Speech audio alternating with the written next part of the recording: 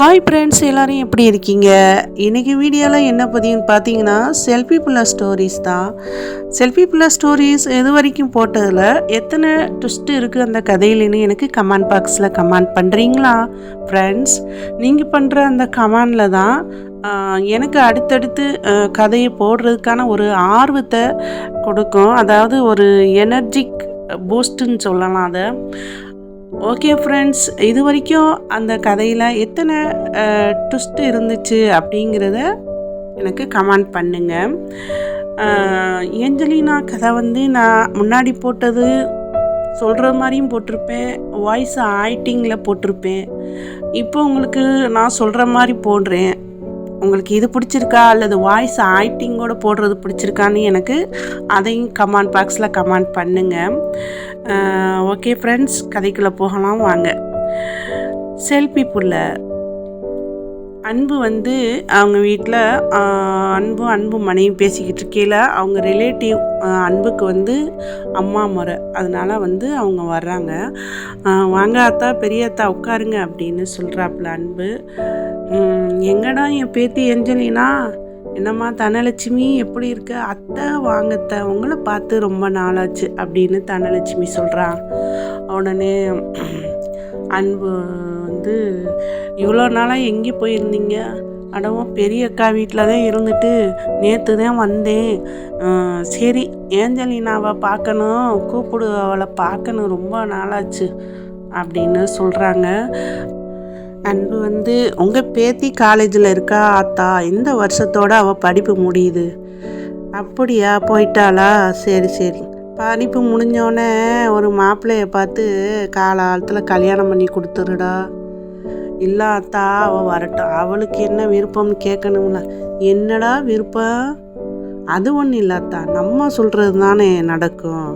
இருந்தாலும் அவளுக்கு இப்போ கல்யாணம் பண்ணுறதுல விருப்பம் இருக்கா? இன்னும் கொஞ்சம் நாள் போட்டுன்னு சொல்லுவா. வேறு என்ன அவளுக்கு விருப்பங்கள் இருக்குன்னு கேட்டு இது பண்ணுவாப்பா. சின்ன பிள்ளை தானே அவள் ஆத்தா.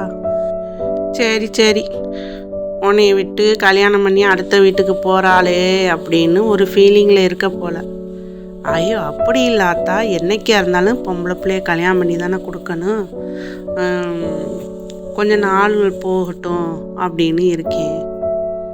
சரி சரி, நீ காரணம் இல்லாமல் நீ சொல்ல மாட்டடா. அத்தை இந்தாங்க, நான் செஞ்ச ஸ்வீட்டு, காரம், முறுக்கு எல்லாம் நீ செய்வியம்மா, உன்னை சொல்லவா வேணும்? அப்படிதான் செய்வேன். நல்லா இருக்குடி மகராசி. சரி, நான் இங்கேருந்து அவ்வளோ தூரம் போகணும், அதனால் நான் போய் வீட்டில் போய் சாப்பிட்டுக்கிறேன், மடியில் கொட்டிக்கிட்டு போகிறேன். இருங்கத்தை சாப்பிடுங்க, நான் உங்கள் மையனை கொண்டாந்து உங்கள் வீட்டில் விட சொல்கிறேன். இப்போ தானே வந்தீங்க, அதுக்குள்ளாக போகிறீங்க? ரொம்ப தூரமாச்சே உங்கள் வீட்டுக்கு எங்கள் வீட்டுக்கு வர. எங்கே என் பேத்தி வந்தோன்னே சொல்லி விடுறியாத்தா, நான் பார்க்கணும். சரிங்க அத்தா, உங்களால் முடியலைன்னாலும் உங்கள் பேத்தியை கூட்டிகிட்டு வந்துடுறோம். சரி சரி, வீட்டுக்கு கொண்டு போகிறதுக்கும் எடுத்து வச்சுருக்கேன், இந்தாங்க.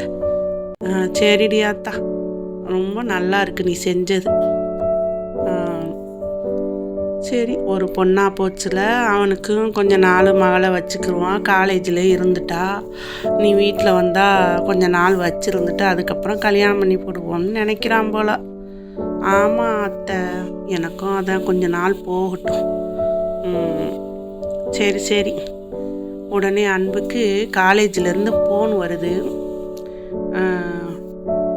தனலட்சுமி, காலேஜிலேருந்து ஃபோன் வருது. அப்படியா, எடுத்து பேசுங்க.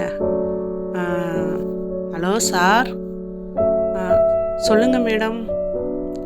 நீங்கள் சொன்னீங்க, நான் அந்த ஆண்டு விழா மாதிரி ஒரு விழா மாதிரி நடத்தும்போது வாங்க, அப்போ கொண்டாந்து கொடுங்கன்னு சொன்னீங்களே பணம். ஆமாம் சார், நான் அதுக்கு பண்ணலை சார். நாங்கள் எல்லோரும் சேர்ந்து ஒரு டூர் மாதிரி போகிறோம். அது மட்டும் இல்லாமல் பிள்ளைங்களுக்கும் அது ஒரு ப்ராஜெக்ட். அப்படியே அந்த ப்ராஜெக்ட் விஷயமாக தான் போகிறோம். அப்படியே அது ஒரு டூர் மாதிரி போகிறோம். அப்படியா மேடம்? சரிங்க மேடம். அன்பு, நாங்கள் வந்து இது வரைக்கும் ஏஞ்சலினா டூருங்கிறப்ப உங்கள் ஊருக்கு வந்துடுவா. ஆனால் இப்போ ப்ராஜெக்டும் டூரும் ரெண்டும் இருக்கிறதுனால நாங்கள் கண்டிப்பாக கூட்டிகிட்டு போகிற மாதிரி இருக்குது. அதுக்கு தான் உங்ககிட்ட சொல்கிறோம். சரிங்க மேடம், ரொம்ப சேஃப்டியாக கூட்டிகிட்டு வாங்க. உங்கள் பொண்ணை சொல்கிறதுக்கு வேலையே இல்லை. எல்லாரையும் அவள் தான் சேஃப்டி பண்ணுவாள். அவளை சேஃப்டி பண்ணிக்கிறது தெரியாதா? இருந்தாலும் பொறுப்பு எங்களுடையதாச்சு. நாங்கள் சேஃப்டியாக தான் போயிட்டு வருவோம். அதான் உங்ககிட்ட சொல்லணும்னு. ஓகே மேடம், போகிற விஷயங்களுக்கு போய்த்தானே ஆகணும். ஆமாம், இது வரைக்கும் அவள் வந்து இந்த மாதிரி டூரு போகும்போதெல்லாம் வீட்டுக்கு வந்துடுவா. ஓகே மேடம், போயிட்டு வாங்க. பேசிக்கிட்டு இருக்கும்போது, ஏங்க பேசிட்டீங்களா?